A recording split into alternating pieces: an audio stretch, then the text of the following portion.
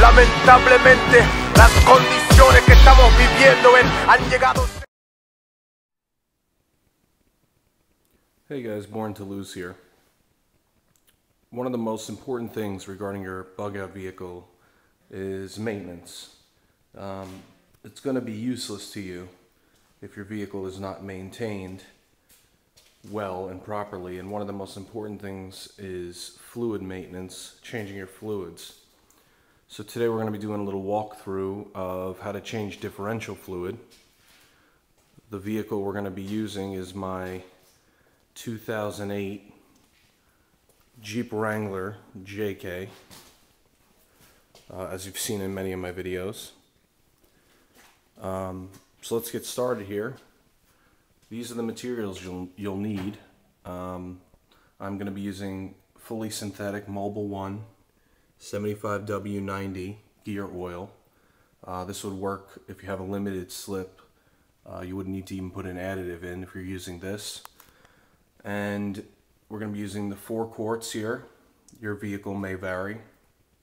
In this case, you're going to need a 3/8 inch Drive Ratchet with a 3-inch extension, some old rags, and some gloves. You're going to want to wear some disposable gloves because gear oil, it smells nasty.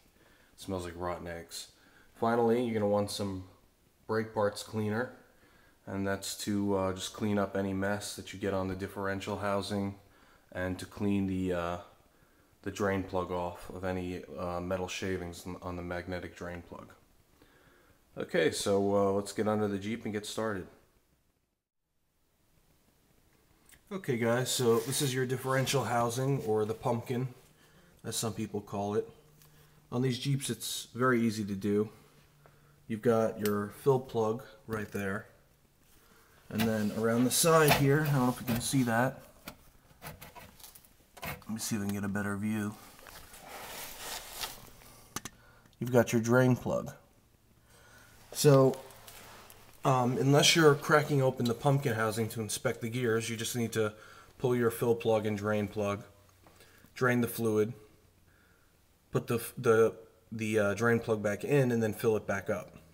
Now, I do recommend every other oil change, differential oil change, that you do crack open the pumpkin and just inspect your gears for wear and tear, make sure everything's good. But I did that last time, so there's really no need to do it now. And I'm following a maintenance schedule of every 15,000 miles. I'm changing this oil. One last part I forgot to mention before is obviously you're going to need an oil drain pan. You can get these fairly cheap at any auto parts store. I think I got this at Advance Auto. And it's got a little screw on top, which I've taken off. This is where the fluid's going to drain down into, right in here. And then when you take it in to your local shop to dispose of the fluid, they just use this nozzle here to pour it out. Okay, so I'm just going to put the light down here for a second. I'm positioning my pan so that the opening is under where the drain plug is on the side there. If you're really worried about it, you could put some newspaper underneath, but I don't really bother with that. I could always just clean it up. Now, you always want to remove your fill plug first, because if you don't, and you remove the drain plug and this fill plug is seized, well, you just drained all your fluid out with no way to fill it. So you want to remove this first and make sure you're going to be able to fill it back up. So it's real simple. With this Jeep, we're just going to put it, the 3/8 fits right into the plug, and then we're just going to go ahead and unscrew it.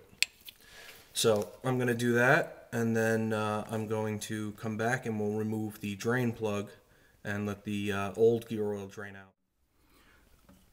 Okay guys, so you can see here I've removed the fill plug, and it's already begun, it's coming out of the fill plug just because the garage is on an angle. So this wasn't really overfilled. It does stink, but the gear oil looks nice and clear. So my gears are probably in good shape. We'll know better when I pull out the drain plug, which has the metal attachment. It's magnetized, so we'll see how much debris we get on the drain plug. So the next step is going to be to do just the same thing. Insert the end of our 3/8 inch drive ratchet into here, which is the drain plug, and let it drain out. Now, they recommend using a 3-inch extension, and now I'm remembering from last time I did it, you don't really need the 3-inch extension. You can just get your drive ratchet right into where the drain plug is, no problem.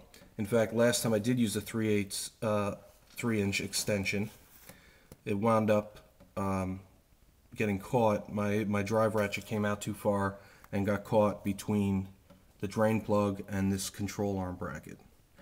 So it's probably easier just to forego the 3-inch extension and use just the drive ratchet. So I'm going to go ahead now and remove the drain plug, and then we'll come back when the oil is draining.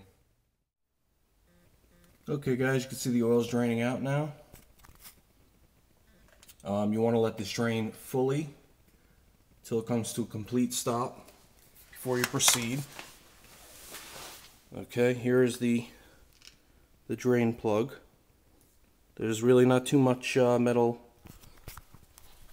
shavings on the drain plug, so let's come up here, put it down there, and we'll just clean it off on our rag.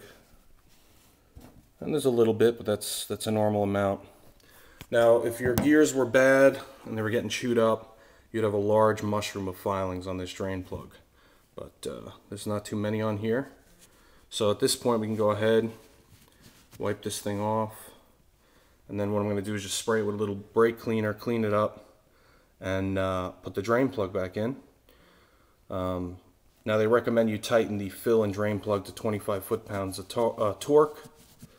If you're, really strict about the torque values on your drain plugs, you could do that, but sufficiently hand tight should be enough for something like this application. You do not want to over tighten these, because you can strip the threads on these plugs. So I'm going to clean this plug off with a little brake cleaner, and then when we come back, the plug will be reinstalled. The fill plug will still be open, and then we're going to go ahead and fill the front differential with the gear oil. So, be back in a second. Okay guys, so we've gone ahead and reinstalled the drain plug after letting the oil fully drain. Now we're going to go ahead and fill the differential up with fluid. Each side takes a little under 2 quarts, the front and the rear. Now, if you have an aftermarket differential cover, you want to follow their instructions and fill it to the exact amount. But with the stock differentials on this vehicle, you pretty much can fill it until you see it start to come out of the fill hole. And then you know, stop right then and that's full. Or you can just stick your finger in and feel right when it's at that level right there. And that's when you know it's full. So we're using Mobile 1. I've already gone ahead and cut the top of these off. So we could just go ahead and fill it. Now this is a little tricky because you have to get in here and fill it at the same time.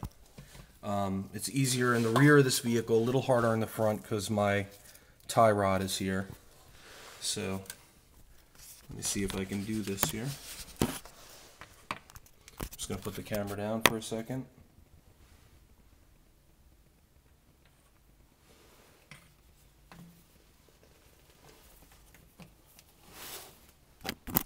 Alright, so you can see I've finagled it into place here, and I'm just going to go ahead and squeeze, give it a few squeezes, and you'll feel the gear oil coming out. The bottle will get lighter.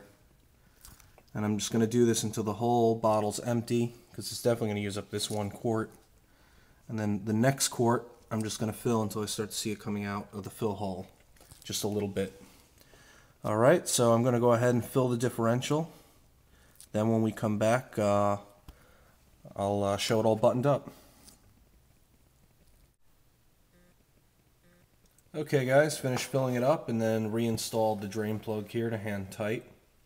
Went ahead and sprayed the whole thing down with some brake parts cleaner. So you're all finished here. That's a differential fluid change and how to do it. And you would just go ahead now and do the same thing on the rear differential. So that's pretty much it. A very simple maintenance item you could do to extend the life of your bug-out vehicle, and something that's very important to do regularly. Okay guys, till next time.